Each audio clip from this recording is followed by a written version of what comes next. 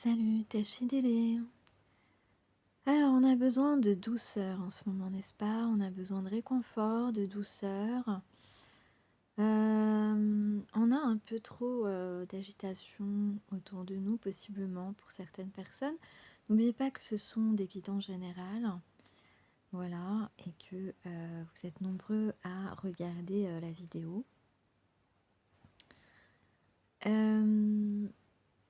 Donc, on va voir quel est l'état émotionnel d'une personne qui peut être dans tes pensées. Et puis ensuite, je vais faire une petite capsule un petit peu spéciale. Voilà, pour expliquer un petit peu les blessures de l'âme. Voilà, alors... donc je disais, oui, on a besoin de douceur, on a besoin de réconfort. D'ailleurs, c'est mon cas aussi. Voilà, il y a du stress. Il y a des gens autour de nous qui sont un peu stressants en ce moment, qui sont tout le temps... je sais pas si vous avez ça dans votre entourage, mais je ressens beaucoup de personnes qui sont sans cesse, voilà, soit sur la défensive. Et ça peut vous fatiguer beaucoup, en fait. Voilà, donc... là, on peut dire que c'est important parfois de prendre une journée et se couper un petit peu du monde, se couper de toutes ces personnes qui vous envoient des pics, qui sont tout le temps voilà, sur la défensive, dans l'agressivité. Et surtout, parfois aussi à l'approche des fêtes, c'est un comportement qui peut être, qui peut ressortir, qui peut se faire sentir. Hem, voilà, des tensions comme ça, un petit peu permanentes, des gens qui sont, souvent dans le conflit parce que, c'est comme si, en fait, ils ne savent pas s'exprimer autrement que dans le conflit, de manière, à vous considérer comme, un adversaire. Heu, c'est vraiment, ouais, ça peut être très stressant. Donc moi, je vous conseille, voilà, de prendre une journée sans, regarder votre téléphone, sans, voilà, faire comme si pendant une journée, vous êtes seul au monde, plus rien ne compte autour et voilà, et vous faites, vous occupez de vous, vous essayez, de pas trop penser à ces personnes, vous débranchez tout, voilà, et c'est un temps de pause qui est nécessaire, pour justement, se délester de ce stress, que c'est dans lequel ces personnes vous enferment un peu. Alors aujourd'hui, qu'est-ce qu'on a? On parle de progrès avec le chat noir. Voilà, ton projet montrera des signes de progrès et d'avancement. Tu es sur le bon chemin. Continue d'investir ton énergie. Les résultats arrivent. Ok, donc quoi que tu sois en train de faire en ce moment, tu travailles peut-être sur un projet, tu travailles sur peut-être un projet de cœur aussi. En tout cas, tu es sur le bon chemin. Continue à t'investir surtout, investir ton énergie, parce que tu vas obtenir quelque chose, tu vas atteindre ton but. Et puis on parle d'attachement aussi. Alors, l'attachement, ça veut dire aussi... là, on parle d'attachement dans un sens positif aujourd'hui, c'est-à-dire un attachement avec quelqu'un, on a envie de s'attacher à quelqu'un. On a envie de s'attacher à quelqu'un ici. En tout cas, c'est ce que je ressens. Ici, on ressent qu'un attachement aura un impact positif sur notre vie. Là, c'est ce que je ressens aujourd'hui. Parfois, je vous ai parlé d'attachements qui étaient négatifs, etc., qui impactaient négativement notre vie. Et aujourd'hui, on a un attachement qui est bénéfique. Donc, euh, donc peut-être avec ce partenaire potentiel, en tout cas, peut-être que c'est cette personne, hein, qui se rend compte que cet attachement qu'il ressent pour vous, euh, peut-être que cette personne se rend compte que vous êtes liés par une force spirituelle. En tout cas, euh, on peut dire qu'ici on comprend que cet attachement est bénéfique, cet attachement est positif et qu'il peut vraiment avoir un impact non seulement, je sais pas pourquoi, fondateur, bon, un impact fondateur, mais aussi un impact épanouissant aussi, riche d'épanouissement. Voilà. Alors, donc on va essayer de se reconnecter à sa joie, à voir la beauté des choses. Je vais vous lire les messages des archanges juste après. On parle d'équilibre et de sagesse. Alors comment se sent aujourd'hui la personne potentiellement partenaire de vie? Eh bien, avec l'admiration perdue, la 35 et la 4, l'évidence, eh bien, on parle de quelqu'un qui a l'impression que tu ne t'intéresses plus à lui ou à elle. Ouais, on a quelqu'un qui a l'impression que tu es peut-être plus intéressé. Et pourtant, cette personne ressent une certaine évidence entre vous. Cette personne est confiante par rapport au fait qu'il peut y avoir une relation qui naît entre vous. Et que ça peut être quelque chose de fiable. Voilà. Mais cette personne aujourd'hui a l'impression aussi que tu es peut-être plus intéressé. Et alors ensuite, la troisième carte, j'ai demandé quelle est l'issue potentielle, hein, de cette... quelle est l'issue potentielle de cette relation, si jamais elle aboutit.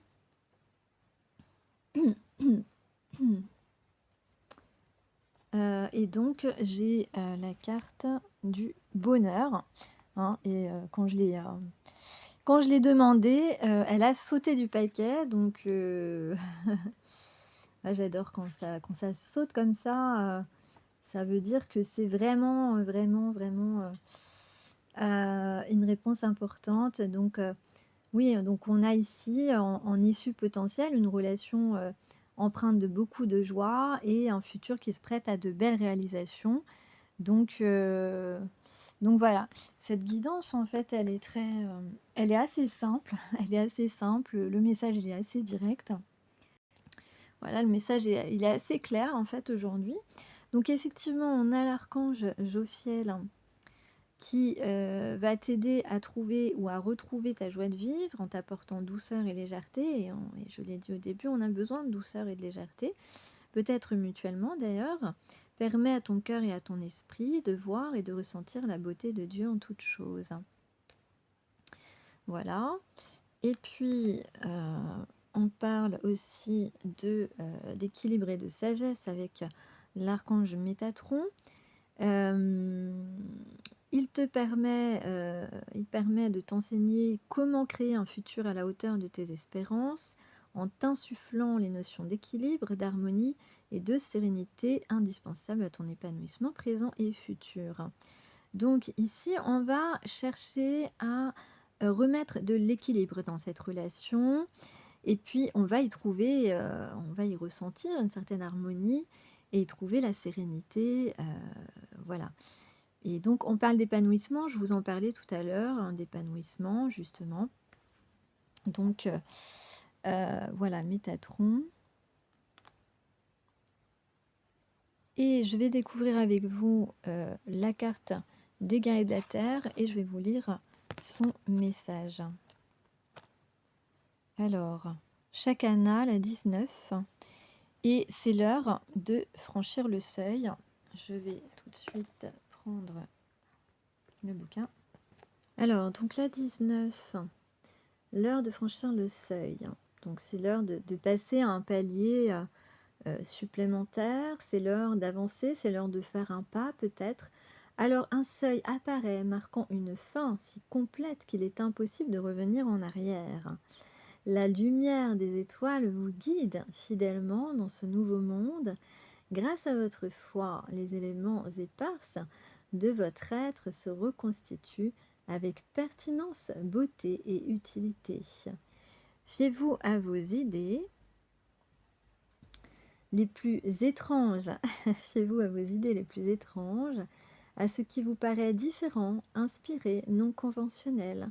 Cette transgression est bienfaisante et vous aide à mobiliser votre potentiel divin. Le changement est d'actualité, vous allez avoir l'impression de ne plus rien contrôler, et ce n'est pas grave. Faites confiance à la nouveauté, à la différence, à l'enthousiasme que vous ressentez. Si tout se déroule, si tout ne se déroule pas dans la facilité, n'en concluez pas que vous êtes sur la mauvaise voie, au contraire. Certes, les douleurs peuvent être pénibles, mais on vous pousse à rejeter les normes sociétales auxquelles vous êtes censé obéir. Donc, on vous pousse à sortir de votre zone de confort, à ne plus répondre aux conventions des autres. Fiez-vous à vos valeurs personnelles et croyez à la vérité de votre cœur. En temps voulu, le monde sera prêt à reconnaître votre croissance spirituelle et à en bénéficier, à respecter vos choix, à y croire autant que vous y croyez. L'univers vous aide de toutes les façons possibles, dont un timing calculé. Au bon moment, vous laisserez le passé derrière vous et entrerez dans la plénitude du présent, annonciateur d'un futur éclatant. Donc, il y a vraiment ici un changement qui peut se concrétiser et dans lequel on va retrouver, laisser vivre notre joie, notre enthousiasme, notre sentiment de sérénité et d'épanouissement. Et puis, cela va nous permettre de fonder un avenir brillant. Voilà, donc c'est ce qui... voilà, donc Chakana est un présage de changement, un pont spirituel à passer. Voilà, ici, on est sur le chemin de l'accroissement de notre lumière. Il y a une idée d'évolution radicale et une alchimie avec un partenaire, une alchimie bienfaisante qui ne pourra pas être défaite par quiconque. Voilà, on a ici Chakana, on vous dit, est l'oracle de la destinée, des événements en accord avec les grands mouvements célestes. C'est une bénédiction, mais vous devez participer pour que la volonté des cieux se manifeste. Ça veut dire que vous devez agir. On ne peut pas agir à votre place, évidemment. Donc, on a un choix de vie ici. Vous devez, voilà, selon la manière dont vous pensez, dont vous agissez, ce tournant sacré peut profiter à vous, mais aussi à de nombreuses vies, ainsi qu'à la vôtre. Donc cet oracle prédit que la destinée répondra à vos efforts et que cette convergence sacrée aboutira à l'accomplissement de votre potentiel dans le monde. Voilà. On vous dit que voilà, tout ce qui est fausse croyance ou personnes tierces qui ont pu se mêler de mettre des obstacles entre vous et l'autre personne, eh bien, ces personnes qui, voilà, des systèmes de croyances et les croyances basées sur l'exploitation et donc des personnes intéressées, voilà, et l'inégalité ont fini par échouer. Donc, ça veut dire que vous avez ou vous allez mettre en échec des personnes autour de vous qui ont essayé de vous exploiter, de vous faire croire des choses absolument fausses, ou alors vos propres croyances aussi ont fini par s'échouer. On vous dit, évidemment, on vous parle d'amour, l'amour en action sape les bases même de l'asservissement humain. Les mouvements de la conscience déstabilisent les bastions de la domination et des ténèbres et pavent la voie d'une nouvelle sagesse, un nouveau discernement, un nouvel amour. Voilà. Donc on a un nouvel amour ici qui, qui peut naître, qui peut commencer, qui peut débuter, une nouvelle histoire d'amour ici. Ne craignez pas d'assumer votre statut d'outsider et la liberté qu'il vous octroie. Voilà, donc ne craignez pas en fait d'aller contre la vie des autres, ça veut dire. Vous êtes capable de penser autrement, d'analyser avec la clarté procurée par un certain recul, peut-être une introspection qui a été faite. En tout cas, vous êtes capable de réfléchir par vous-même et de respecter vos opinions. Vos opinions causeront peut-être un malaise au début dans votre entourage, des gens qui ne sont pas d'accord avec votre bonheur, mais ce sera pour la bonne cause, voilà, on vous le dit. Et ouais, votre bonheur compte plus que le désespoir des gens, des autres.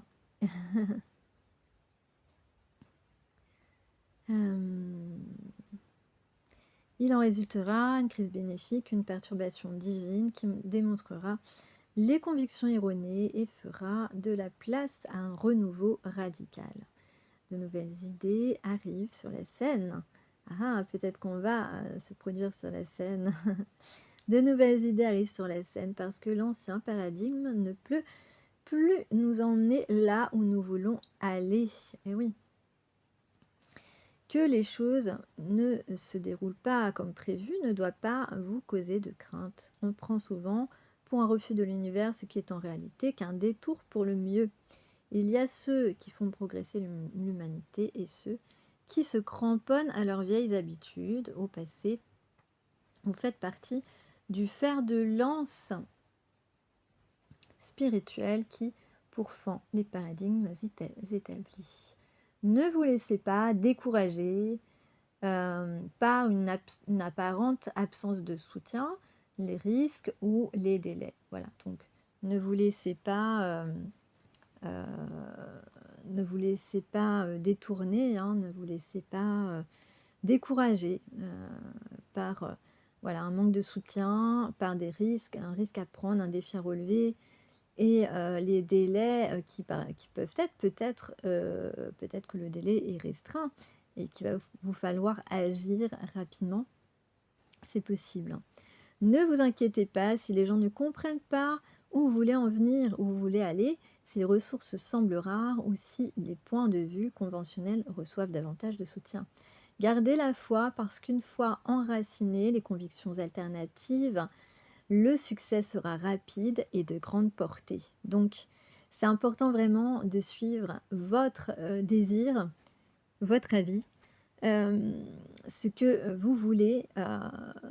Le destin, l'univers le veut aussi pour vous. Voilà. Donc, voilà, persévérez et continuez de suivre le plan. Le temps joue en votre faveur. Cet oracle vous fait une promesse divine. Votre heure viendra. Voilà, très très bien. Très très belle carte.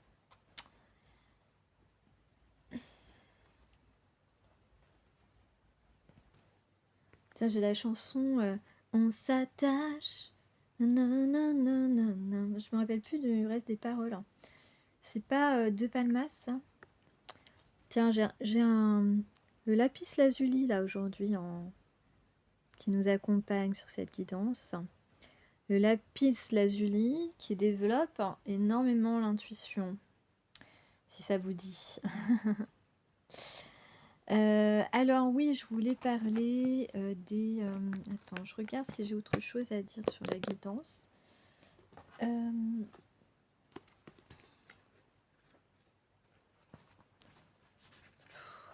On a besoin de tranquillité, hein.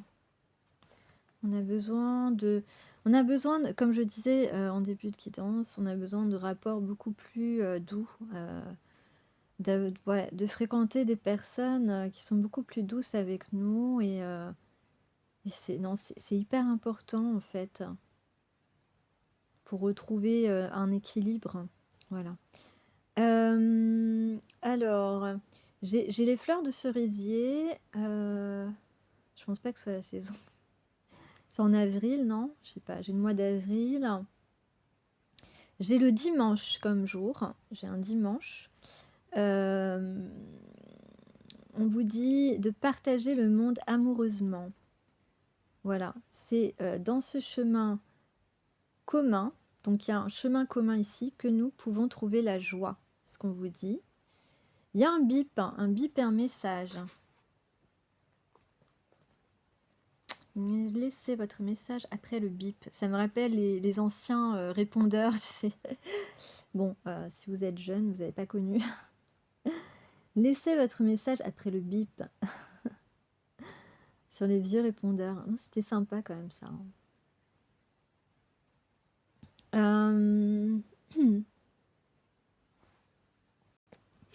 Alors on fait taire son ego, donc ça c'est une bonne nouvelle. J'ai la pelouse, j'ai l'été, peut-être que tu es né en été. Le nuage disparaît, donc on va retrouver le soleil dans la tête, dans l'esprit. On va retrouver le soleil dans notre esprit. Ok. Allez, encore quelques indices. Qu'est-ce que j'ai? Alors, on va protéger cette relation, on va te protéger. J'ai encore l'église. J'ai l'impression, ouais, j'ai encore le 12 et le 13. Ça revient, ça.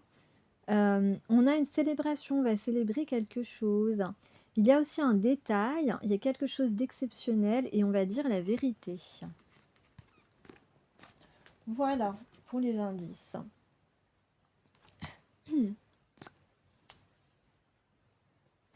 Ah, j'ai la chanson C'est quand le bonheur. Ça fait longtemps que j'ai pas entendu ça. C'est quand le bonheur. C'est Kali, je crois. Hein. Je crois que c'est Kali qui chante ça. C'est quand le bonheur. Alors, attends, qu'est-ce que j'avais aussi? J'ai oublié. Ouais, donc j'ai toujours la moitié d'âme. On peut avoir l'enfant intérieur un peu en morceaux, ou alors, en tout cas, il y a un passage vers une nouvelle chance. On a besoin de se voir, on parle encore d'âme sœur, d'une rencontre à venir là, et puis de beaucoup de sagesse. Et de se protéger contre les énergies négatives, contre les personnes qui voudraient se mettre en travers notre route. Voilà, j'ai oublié de dire ça. Je n'avais pas regardé. Alors, qu'est-ce que je voulais vous parler de quoi? Je voulais vous parler des blessures de l'âme et du rapport avec la philosophie bouddhiste. Alors, vous allez me dire, mais c'est quoi le rapport? Oui, et d'ailleurs, pour moi, le bouddhisme n'est pas une religion, mais plus une philosophie. Mais voilà, après, chaque point de vue se défend. En tous les cas, c'est comme ça que je vois le bouddhisme, une philosophie. Le bouddhisme étudie depuis de longues années l'esprit humain, l'être humain, la spiritualité humaine. En réalité, elle nous apprend beaucoup de choses. On peut atteindre quelque chose qui est atteignable par tous, c'est le calme mental. Bon, après, le nirvana n'est pas atteignable par tout le monde, évidemment, mais au moins le calme mental, tout le monde peut l'atteindre. Donc, il y a tout un cheminement. Et justement, en rapport avec les blessures de l'âme, évidemment, parce qu'en bouddhisme, on dit que chaque émotion, chaque souffrance a son antidote. Et c'est exactement la même chose quand on parle des 5 blessures de l'âme, même si je mettrais un petit peu à part la blessure de l'injustice, parce que il me semble que c'est quand même Une blessure un peu à part, donc j'en parlerai pas, mais les 4 autres blessures sont des souffrances qui ont donc un antidote, comme en bouddhisme. Alors je me souviens plus, parce que j'ai eu un enseignement, de la part d'un moine bouddhiste par rapport à ces souffrances et les antidotes. Bon, je ne les ai plus en tête, mais pour vous donner un exemple, si par exemple, tu te sens en colère, tu as cette émotion dominante, eh bien l'antidote, ce sera peut-être la compassion. Donc voilà, après c'est à toi de te transformer évidemment, c'est à toi de transformer tes émotions de colère en compassion, mais il y a une antidote qui peut te permettre, eh bien, de retrouver un équilibre et de cheminer vers ce calme mental, hein, que tu recherches tant et qui donne tant de confort, qui te permet de te sentir bien dans tes baskets. Mais quand je dis bien dans tes baskets, c'est léger, voilà, une légèreté que tu n'as jamais encore ressentie, sauf pour ceux qui ont atteint ce calme mental et qui comprennent ce dont je parle. Donc, de la même manière, quand on a une blessure, donc il y a la blessure d'humiliation, de trahison, d'abandon et de rejet qui reste. Donc quand tu as une blessure d'abandon ou de rejet, ça veut dire que tu as été laissé tomber par quelqu'un. C'est-à-dire donc tu as été quitté, que ce soit dans cette vie-là ou dans une vie antérieure, peu importe, tu traînes ça, voilà. Et quand tu rencontres une personne significative, hein, pour ton âme, eh bien, tu as tendance, eh bien, soit à rejeter la personne pour pas qu'elle te rejette, parce que tu veux pas revivre cette souffrance. Mais en réalité, qu'est-ce que tu fais quand tu fais ça? Donc tu as tendance à, laisser tomber la personne, à ne pas être présent, à ghoster la personne, à fuir la personne parce que tu n'as pas envie que cette personne t'abandonne et de souffrir. Mais qu'est-ce que tu fais en fait quand tu fais ça? Qu'est-ce que tu fais? Eh bien, tu es en train d'entretenir ta souffrance. Tu es en train d'entretenir ta souffrance. Alors qu'est-ce qu'il faut faire? Quel est l'antidote pour, guérir cette blessure d'abandon et de rejet? Ouais, je prends cet exemple, mais il y a la trahison, l'humiliation, c'est pareil, hein, d'accord?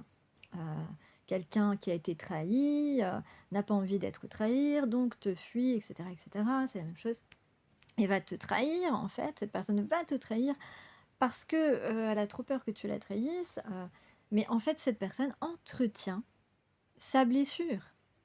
Entretient sa souffrance. Donc l'antidote, qu'est-ce que c'est? Qu'est-ce que c'est l'antidote? Eh bien, c'est justement de sortir de cet état de personne blessée. Pour sortir de cet état d'une personne blessée, au lieu de refuser et d'avoir peur de souffrir, parce que c'est une peur qui est bien souvent infondée, hein. Surtout, je veux dire, quand tu fais une rencontre, tu sens que il y a quelque chose de différent par rapport à d'autres rencontres, parce que ça, il faut que tu sois attentif à ça. Évidemment que tu peux très bien aller vers une personne qui va te laisser, va te rejeter, etc. Mais moi, je te parle de quand tu rencontres quelqu'un avec qui c'est différent, avec qui il y a quelque chose de particulier et où, tu es dans la réaction et du coup, tu entretiens ta blessure au lieu de la dépasser et de la guérir. Alors, l'antidote, hein, à chacune de ces blessures, donc je prends un exemple. Donc l'antidote de la blessure d'abandon, eh bien, c'est justement d'aller vers cette personne, de franchir ce pas. Et cela va amorcer, tu ne vas pas guérir comme ça d'un claquement de doigts, la blessure d'abandon.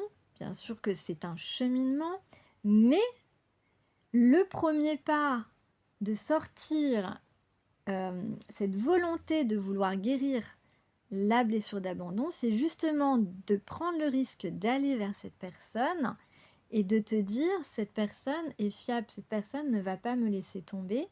Je vais vers elle parce que je veux guérir de cette souffrance que j'entretiens moi-même». Voilà, donc l'antidote, c'est d'avoir la volonté de faire un pas vers la guérison de ma blessure. Et quand je fais un pas vers la guérison de ma blessure, je vais la guérir. Parce que je vais donc commencer une histoire avec quelqu'un et petit à petit, ma confiance va s'installer en la relation, en la personne. Tout est une histoire de confiance, en fait. Voilà, c'est la confiance, c'est hyper important.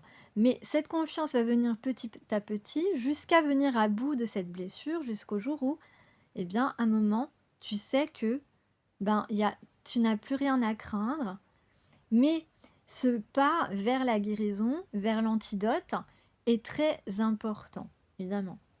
Parce que si tu ne fais pas ce pas, eh bien, tu continues à entretenir ta blessure. Et tu continues à être dans cette blessure et à ne pas aller vers ton évolution, vers ton épanouissement, vers ta guérison de tes blessures. Et c'est pareil pour le rejet, c'est pareil pour la trahison. Donc, tu dois avoir cette volonté de faire un pas, d'amorcer ta propre guérison de blessure, de t'aventurer, de prendre un risque, parce que sinon, tu entretiens ta blessure au lieu d'aller vers l'antidote. Et si tu vas vers vers cet antidote, si tu te, te, te motives à y aller, pour ta propre guérison, on est d'accord, hein, d'accord? Pour ta propre guérison, mais tout le bénéfice sera aussi non seulement pour toi, mais pour la personne partenaire, pour ta relation, pour ton lien, et ça va créer quelque chose d'épanouissant et tu vas pouvoir petit à petit, avec cette confiance qui va grandir, de plus en plus effacer cette blessure grâce à cet antidote que tu auras amorcé par une action, par un changement aussi de pensée. Donc tu vas t'autoriser à guérir et tu vas pouvoir par là, petit à petit, eh bien, avoir un accès à ce calme mental qui est la première étape importante quand on est sur un chemin de sérénité, de zénitude, etc. Voilà. Et d'être bien dans sa peau, et d'être épanoui, et voilà, et de distribuer aussi l'amour et la compassion à tous les êtres que tu rencontres.